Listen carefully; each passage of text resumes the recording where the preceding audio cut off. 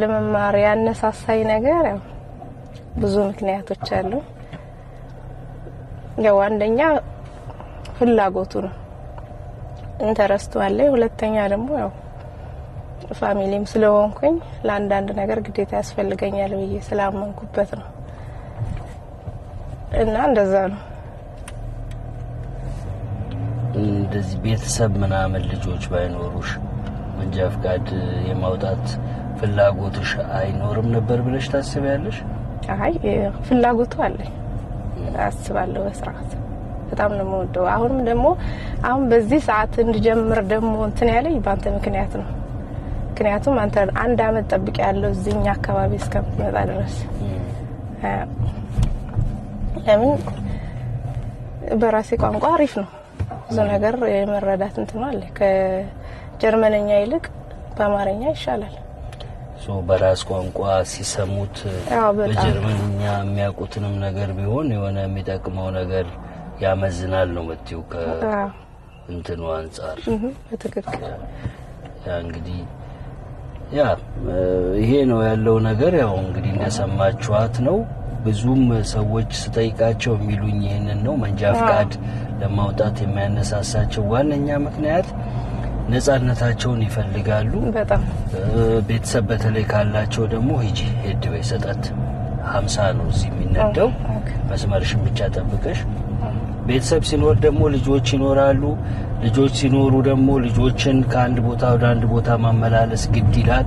ብዙ ጊዜ እርግጠኛ ከተማችን ውስጥ የመንግስት ትራንስፖርት ምናምን የሚባለው በጣም ጥሩ ነው ያለው ሁኔታው። ግን እንደዛም ቢሆን ካንጀታ ያደርስም ልጆችን እንደ ልብ ማኔጅ ለማድረግ አሁን እዚህ ጋር ቀስበይ ጠንቀቅበይ ኦኬ ወጣ እሱ ቀጥ ይበቃው መንገድሽ ላይ የሚቀጥል ቢሆን ኖሮ ይበልጥ እንት ያልሽ እሺ ቀጥበይ ከፈለፊት ይወልሽ 30 አይሽዋ ስለዚህ 30ን መጠበቅ ያንቺ ግዴታ ነው። መስመርሽን መጠበቅ ያንቺ ግዴታ ነው። በጣም አትውጪ ወደ ቀኝ እና ልጆችን ወደ ስፖርት፣ ወደ ሐኪም ቤት፣ ወደ ትምህርት ቤት፣ ወደ ተለያየ ቦታ ለመውሰድ እንደ ልብ ለመሆን በፈለጉት ሰዓት ለመንቀሳቀስ በሚል ያው ሰው መንጃ ፈቃድ ያወጣል። ይሄንን ስናወራ እንግዲህ አሁን እዚህ ከምንኖርበት ቦታ አንፃር ነው የምናወራው እንጂ ሌላ ቦታ እኛ ሀገርም ሁሉም መንጃ ፈቃድ ቢኖረው ከጥቅሙ እንጂ ጉዳት አይኖረውም። ግን ያው ኦፍ ኮርስ ብዙ ነገሮች አሉ። ከአቅምም አንፃር ብዙ አስቸጋሪ ሊሆን ይችላል እኛ ሀገር። እዚህ ግን አውሮፓ ውስጥ አሁን እንቀይራለን ወደ ግራ አብሪ ሹልታ ብሊካት። እዚህ ግን ብዙ ጊዜ ሰው አቅሙ እያለው ለራሱ መሆን መቼም አያቅተውም። እግዚአብሔር ይመስገን ብሊንከሩን አጥፊው ግን የማያደርግበት ምክንያት ቸልተኝነት ነው። በጣም ያስፈልገኛል ብሎ አለማመን ነው። ከዛ ጊዜው ያልፍና አንዳንድ የሚቆጭም ሰው አጋጥሞኛል። ያኔ ባወጣው ኖሮ የጀመረ ባልተውኩ ኖሮ ምናምን ይባላል። እና ይሄንን ነገር እንግዲህ የምታዩ ሰዎች ጊዜያችሁን በወጉ ተጠቀሙበት። እኔ አሁን አስተማሪ ስለሆንኩኝ ለራሴ ማስታወቂያ መሰራ ምናምን ነገር አስመሰልኩት። ያ ግን አይደለም ሀቁ። ጊዜን መጠቀምን ለመናገር ያህል ነው ማድረግ ነው ላይቀርልኝ ነገር ብላለችና ስለዚህ ይሄንን ነገር ከግምት ውስጥ አድርጉ። የሰርካለምን ደግሞ የፊረርሻይን ጉዟን እንከተለዋለን ማለት ነው። አሁን ጅማሮ ላይ ነች። አንድ ቀን ደግሞ መንጃ ፈቃዷን ደረቷ ላይ ለጥፋ ታዋታላችሁ። ይበልጥ ርችት ነው ምን ተኩሰው ይባል ርችት ከኢራን አዛለች ሮኬት ነው ተኩሰው እውነት አበሻ እንደማግኘት ቀላል ነገር የለም። አበሻ አስተማሪ በተለይ ባለንበት አካባቢ በጣም ከባድ ነው። ያ በማንኛውም ዘርፍ የሆነ የሀገር ሰው ሲገኝ የሚሰማን የሆነ ቀለል ያለ ስሜት ይመጣል።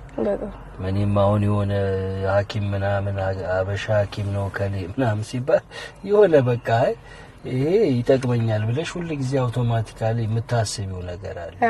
ይረዳኛል፣ ችግሬን ይበልጥ ሊረዳኝ ይችላል ምናምን ነገር ስትይ ያው እምነቱም ደግሞ ብዙ ነገር አለ። ብቻ ሞኔ በተለያየ ዘርፍ እንግዲህ ያላችሁ ሰዎች እናመሰግናችኋለን ማለት ነው። ባጭሩ ህዝባችንን ባለንበት ቦታ ማገልገል ከቻልን ትልቅ ነገር ነው። እኔ ደስ ይለኛል።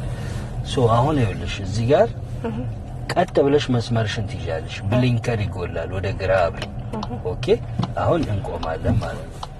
ምክንያቱም አይናችን ትኩረታችን ከመብራቱ ላይ መነቀል የለበትም።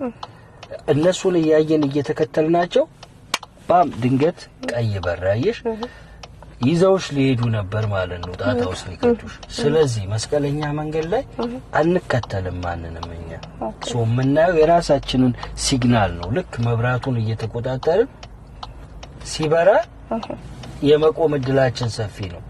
እነሱን እስከሆነ የምንከተለው የዛኔ በቃ ችግር ሊፈጠር ይችላል ነበር።